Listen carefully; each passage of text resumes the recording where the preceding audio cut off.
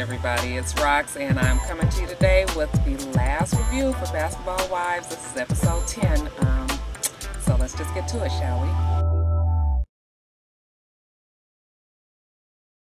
Okay, you guys, first off, we got Shawnee.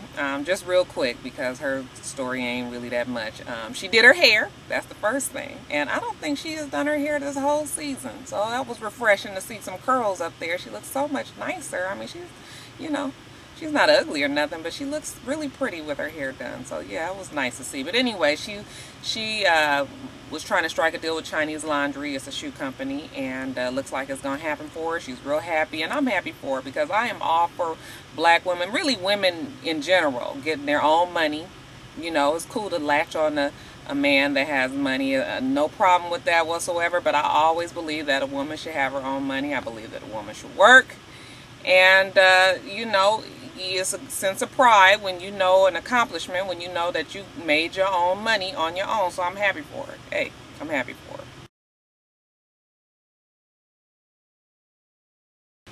Okay, you guys, Evelyn is driving down the street, and she happens, I guess she's on the boardwalk of Miami or whatever, and Chad is out to lunch with some chick. So, you know, of course, she's livid. And when she gets home and Chad gets home, she's just mad, and she just confronts him like, you know, whoever this is, these women that you're going out with, you know, I need to know all of your female friends. I need to know all your friends, and anybody that you had a relationship with in the past, you need to cut it. You know, he tells her he's not going to do that. He's not going to live his life in a bubble. You know, he can't just let go of past relationships, or really not past relationships, but I should say past friendships, is what he said. And I'm on the fence with this one. Let's look at this from a viewpoint where it's just a regular relationship, not a public celebrity relationship. I don't think I really care that much if you are still friends with an ex, or if you have female friends. You know, I mean, I don't think I expect you to hang out with them, but you know, the occasional shout out on Facebook.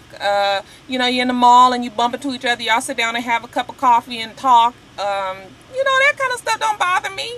You know, a call on the birthday, that stuff is fine, because I realize people have lives before we get together, and I don't really have that kind of jealousy in me.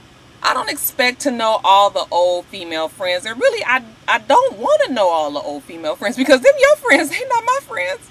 She was kind of being a little insecure, but at the same notion, we've got to look at this relationship in a different way. They're a public relationship. They're public figures. Chad is known for his, you know, womanizing. You know, he's a football player. So plenty of gold diggerish type women that would love to sink their claws into him. And you know how the cooch just gets thrown at any ball player of any sport. So that's the reality. And, you know, Evelyn knows that. Chad knows that, even though he tried to convince her that she was tripping.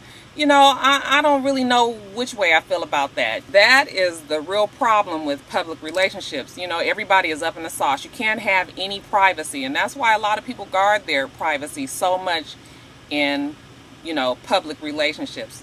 So, you know, that's the issue that they're going to have to work out themselves. But I'm going to tell you what, that Evelyn knows she loves her some Chad. Because how about when he just turns on the little puppy dog eyes and says he's sorry, and she just melts. I mean, she's like that. She's just like smiling at him, you know, and just immediately all is forgiven. He just gonna deny, and it just works. You know, it reminded me of, y'all remember that Eddie Murphy little stand-up bit that he did about the guy who was able to like kind of do the little switch around of the Jedi mind trick on the girlfriend and convince her that he wasn't cheating. You know, she was just like, I saw you and old girl walking down the street, and he was like, hey, it wasn't me. And she was like, what you mean it wasn't you? I saw you guys holding hands walking into the movie theater. And he was just like, no, baby, it wasn't me. And then she was like, I saw you wearing the jacket with your name stitched across the back that I bought you for Christmas. What you mean it wasn't you? It was you. And he was like, babe, wasn't me. And she was like, you know, maybe it wasn't you.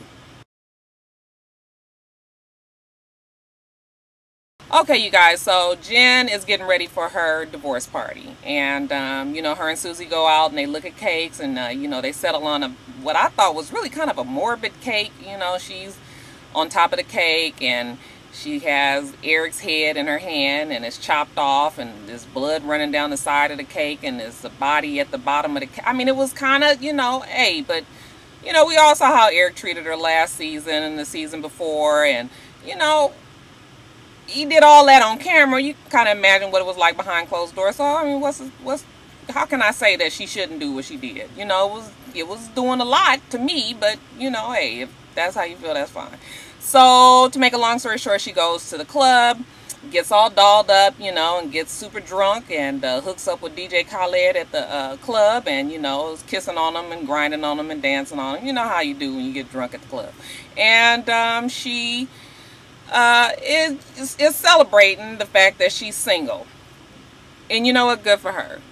But during the show, she also tells Evelyn that she feels like she needs to meet with Eric and talk to him about, you know, just the two of them moving on. I'm really kind of confused about who is holding up this divorce. I mean, I don't really know what the holdup is. But anyway, I'm going to break this one up in a couple, because y'all know I feel a couple of ways about this situation. So y'all bear with me. Okay, so first we have Jennifer. You know, Jennifer is mad. She's bitter. She's angry, she's revengeful, she's resentful.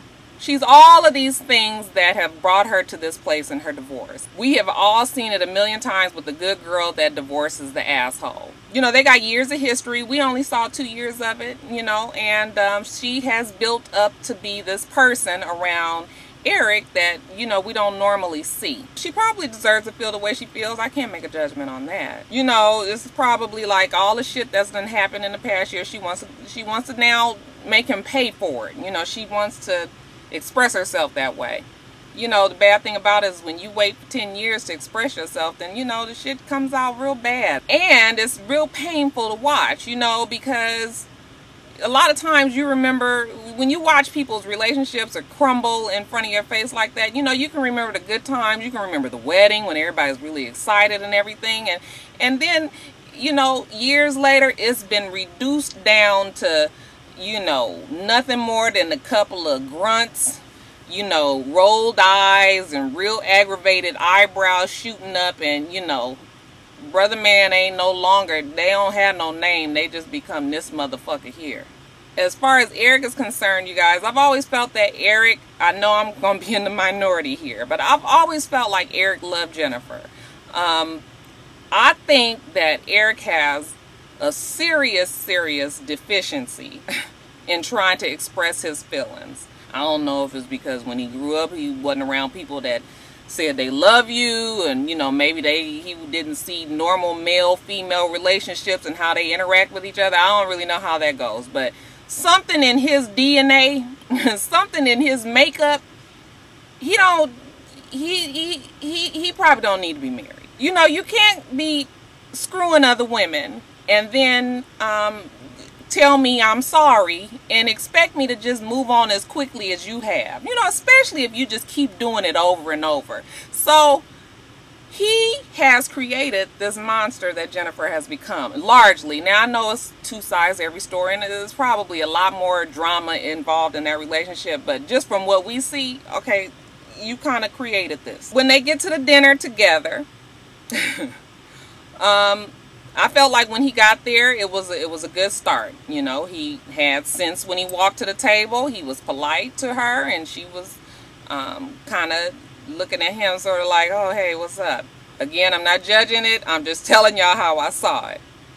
They get to talking, and immediately the conversation goes south because, you know, he's trying to explain to her how he wishes certain things hadn't happened in their relationship. You know, bringing the family into it and things like that. And, you know, he says he still has love for her family. Well, I don't know what happened, the dynamics with her and his mother, but she immediately jumps on him and is like, you need to check your mom, and you need to tell her such and such and such. Now, this is the, wait a minute, what you're not going to do is going to tell me that I need to check my mother. It's just not, that is really not the way to approach me. And I would think that most people are protective of their parents, especially their mother. You're not going to tell me to do that. You know, that's just really not the way to go. So, of course, he becomes defensive. And he starts to say things like, well, you know, what's this? Where are you coming from with all this? I don't even really know you right now. And you guys, I have to admit that I didn't really recognize Jennifer either. She was like this big bad Jennifer. She wasn't her normal self. Anyway, when he gets up to leave, you know, she's yelling at him, and she was just like, you know, shut the fuck up and sit the fuck back down. Okay, well, you know, now you're being belittling, and most men, you can't be that way without getting a reaction out of them. So he you know, you saw what was fixing to happen. So they go back and forth a little bit more. Finally, Eric gets up to walk off. And Jennifer, because she was really feeling herself and she must have had her big girl panties on, she threw her drink over her shoulder, and evidently it hit him on the shoulder. You guys, when he came back and picked up that perfectly full, fine martini, a lemon drop martini, and put all his God-given might into the throwing of that drink, it was like watching a Major League Baseball player. It wasn't like he was a basketball player. He is like Pete Rose or something. Pete Rose pitch. He was sort of like, did you guys see how that drink just exploded on her face? It was like in the millisecond that it took for that drink to make it from the glass up to her face, it was like it just multiplied like fivefold. That drink, like it accelerated or something. There had to be an engine, turbo engine behind that drink. Okay, you guys, no, not really. I mean, I wish that he didn't throw the drink. I didn't want him to throw the drink at Jennifer, and he was wrong for doing that. But you know, my mom has told me years and years ago, if I don't remember anything that my mom has told me, she has told me that you don't never do something to somebody that you don't want done back to you. I have never been with a man that's hit me. I know exactly how to not push a man to go there with me. You know, if we arguing, I'm not fixed to be all up in your face arguing. No, we not fixed to be here. We gonna be like this. It's a distance. Because I need some reaction time. You know, we not gonna be all up on top of each other, because everybody has its limits, and you're not fixing to use my jaw as notation of when that limit has been met. Basically, she threw the drink and she had one coming. But I know good damn well we didn't think that she was gonna need to go to the goddamn salon after she finished it. You guys see her?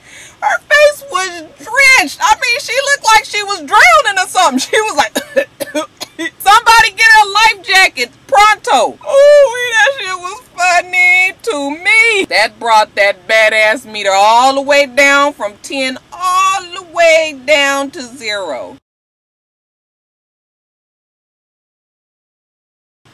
Hey y'all, one more thing. Y'all know I love my impersonations, and since Susie wasn't really on the show enough for me to, I've done Susie to death, I want to show you guys my newest impersonation. Y'all hold on. I just want my name back. Y'all know how she is. Y'all know how it is. Everything that I do for her. You know, why is she on the show? Because of my last name. Shit, that's why you never understand what the hell he's saying. His damn gums is too big for his mouth. Okay, y'all, so that's it. It was an interesting finale. I know they probably wish that they could have had, like, the fight be the finale, but they had all this other stuff happen after the fight. But it's been kind of anticlimactic these last couple of weeks. But that drink, honey, that drink really took the cake. I'm going to do the reunion. I don't really know. I guess the reunion is probably going to come on in a couple of weeks, so I'm going to do the reunion. I'm not sure if I'm going to do Basketball Wives LA. That's all I'm gonna say, y'all. That's all I'm going to say. I'm itsrox. My YouTube channel is for itsrox. I have Twitter and Facebook. That's itsrox. And c'est tout. So I hope you guys have a wonderful, wonderful rest of your day, and I plan on doing the same. Until next time, Roxstars.